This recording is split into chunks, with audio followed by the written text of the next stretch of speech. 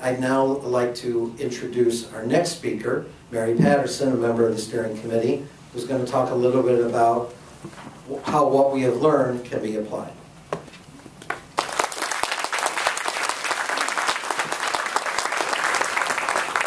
Good morning.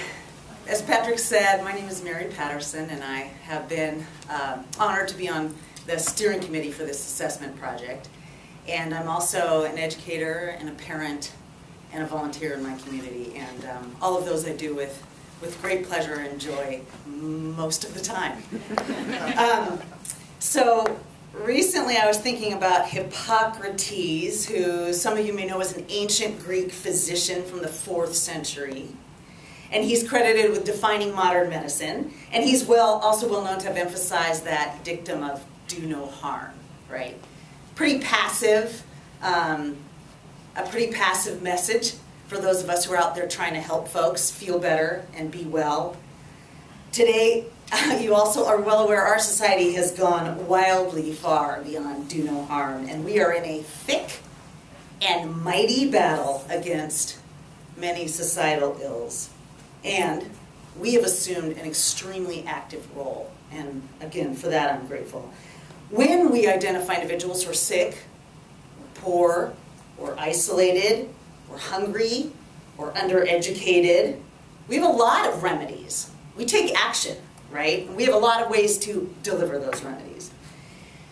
The recommended actions in this report are reminders of the deep digging and the hard work that we have to do in our modern society to improve the health and well-being of individuals. Things have changed since Hippocrates' day. And the remedies and the tools that we need to treat our fellow human beings and lift us all up have become increasingly more complicated and sophisticated. So some of the principles of action that are laid out in the report that sprang from this whole assessment project are these. Number one, we have excellent experience and proven strategies for tackling concrete problems like health and economic distress and substandard education. However, to increase community connectedness, we might need some new and some more varied methods. What sprang out of the report also is that a focus on strategies that will inspire more volunteerism and more civic participation, a focus on strategies that will inspire people to breathe in the notion that it's up to us, may be something new that we want to look into even further.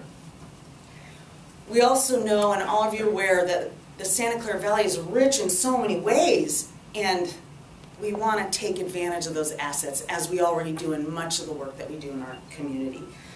The assets that were identified in the assessment report will not be news to you. It's the richness and the diversity of cultures, age, experience in this valley, the hundreds and hundreds of places of cultural interest that are nearby to almost every one of us, no matter where we are in this valley. We have a climate that is truly inspiring, and this came up over and over again in the assessment. We have top-notch higher education facilities just beyond our doorstep, with whom we do plenty of work and we need to take more advantage. And we have very strong community and governmental institutions. So all those things came forward during the community assessment process, and we were reminded that all of those assets and the many more that are here need to be a part of every solution strategy that we pursue. In the report, there are a host of specific strategies that are laid out there, and the hope of the report writers, those of us who participate in the whole process, is that it'll catalyze your thinking about all the strategies we need to improve the health and well-being of the residents of this county. They're laid out by audience, if you will, by report audience. So for example, for policymakers, a couple of the things that you'll see there. Encourage work supports and expand job training opportunities that help families generate and maintain income. Expand policies that encourage savings. Do anything in your power to put more emphasis on shoring up our educational institutions. for policymakers, anything in your power that's going to contribute to the strength and the effectiveness of our K-12 and higher education and preschool institutions. That's what our policies need, our policymakers are encouraged to focus on.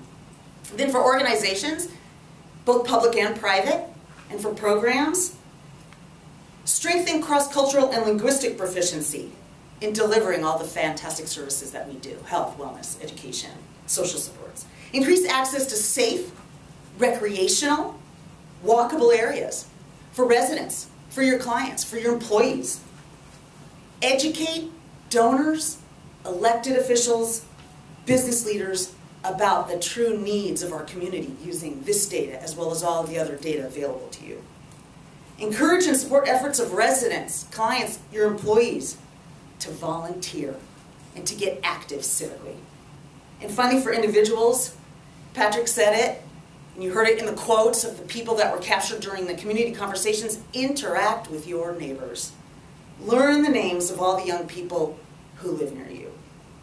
Rush to help an accident victim or an individual who's overburdened with packages or groceries. Rush to their side. Protest injustices by reporting them to authorities or the media. If there's a traffic sign that's regularly overrun in your neighborhood, call the police. Report it. Get active. Pick up trash when you're out in the neighborhood. Invite your neighbors to join you on a walk and bring trash bags along. You'll see a host of those. Many of them you all do in your capacities.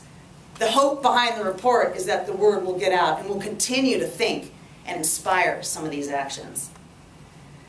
I'm going to end and close it up with a story. It's a story about some trees. So in my neighborhood, which is very nondescript, working middle-class neighborhood in San Jose, we have a lovely little elementary school on whose street in front is lined with 5 enormous shade trees that have been there since the development and the school were built in the early 1970s. Just 2 weeks ago, we were walking our kids to school and driving our kids to school and biking our kids to school when we noticed that there were tree removal signs posted on every single one of these 5 large shade trees in front of the school. And people were grumbling and noticing the brightly colored signs and grumbling to each other under their breath, "This is madness, you know what it is. How can they do this? This is stupidity. Someone should do something about this." One dad came up to me and said, "You live in this neighborhood." He doesn't live in the neighborhood, but he brings his kids in for the school. You need to do something about this." And so someone did do something about it. I grabbed one of the signs off one of the trees and took down all the information. And I called the property owner, who happens to be the school district. And I got the right person on the phone, and the person explained to me that the city had told her that the sidewalks need to be fixed. They're in bad disrepair and dangerous. And the easiest way to do that, because it's the tree roots that are pulling up the sidewalk and making it dangerous, is to cut down all the trees, dig out the tree roots, and reload the sidewalk. To which, of course, I said, "Oh, baloney, there's got to be a better way."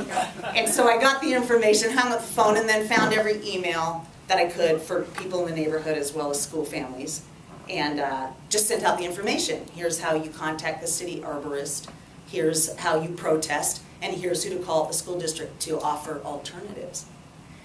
This small act of civil participation has blossomed into one of those diverse and mixed up strategies that we're hoping to inspire, that I believe will help spur financial protection and neighborhood connectedness and educational attainment. And here's why I say that. By protesting the tree removal, these 5 trees, if we succeed, we may protect income, because my view is that every big shade tree that gets dumped in a neighborhood drops a property value, your asset in your home, by $10,000 or $20,000, maybe more, depending on the size of the tree. If we protect these trees, we're protecting assets among the homeowners in our community. We're protecting their finances. Community connectedness, yeah, neighbors have been coming out, they've been walking the sidewalk, they've been looking at the damage, they've been coming up with alternatives. One of our neighbors called another neighbor who's a concrete worker and said, "Can you bid on this project in a way that's going to keep the trees. That neighbor came out, started looking at the sidewalk, said, yes, I'm going to bid on this project with the least possible cost to the school district so we can keep the tree roots and keep the trees standing. Educational attainment? Oh yeah, you bet. Some of the teachers got wind of the issue and took the problem into their classrooms. And now, let me read you what first grader Noah Bond had to say about it as he was illustrating, drawing, and writing in his 6-year-old hand to the city arborist. My name is Noah. I speak for the trees. And if you would listen, hear if you please. And then he submitted his little picture of a tree, the axe in his school. And then third grader Calif, please, please, save our trees. Jumpstart your heart, not your chainsaw. So these, our kids are in there having their English language arts and art lesson, right? Saving our trees, that's educational attainment right there.